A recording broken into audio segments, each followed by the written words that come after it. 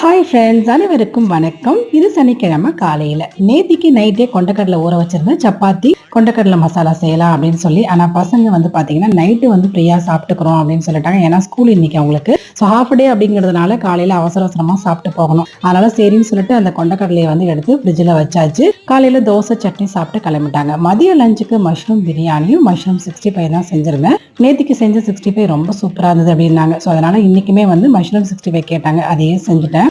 மதிய lunch mushroom 65, அதுக்கப்புறம் mushroom biryani, white rice, beetroot பொரியல் செஞ்சிருந்தேன். இதான் இன்னைக்கான லஞ்ச் ரெசிபி. சூப்பரா சாப்பிட்டு முடிச்சாச்சு. பசங்க வந்ததுக்கு அப்புறம் எல்லாரும் ஒண்ணா உட்காந்து சாப்பிட்டோம். நைட்டுக்கு சப்பாத்தியும் கொண்டக்கடலை மசாலாவும் செஞ்சு சூப்பரா சாப்பிட்டாச்சுங்க. இன்னைக்கு டே இப்படிதான் போச்சு. இன்னைக்கான டிப்ஸ் என்னன்னு பாத்துடலாம். கொண்டக்கடலை சீக்கிரமே பூச்சி ஒன்றெல்லாம் வந்துடும். அந்த மாதிரி வராம இருக்கணும்னா ஃபர்ஸ்ட் நல்லா வெயில் காலங்கள்ல நல்லா காய வச்சு எடுத்துட்டு ஒரு டப்பால போட்டு 2 கிராம்பு போட்டு வச்சீங்கன்னா வண்டு வராம இருக்கும். ட்ரை பண்ணி பாருங்க. நம்ம சேனல்ல லாங் வீடியோ போஸ்ட் பண்ணிருக்கேன். டைம் இருக்கும்போது பாருங்க.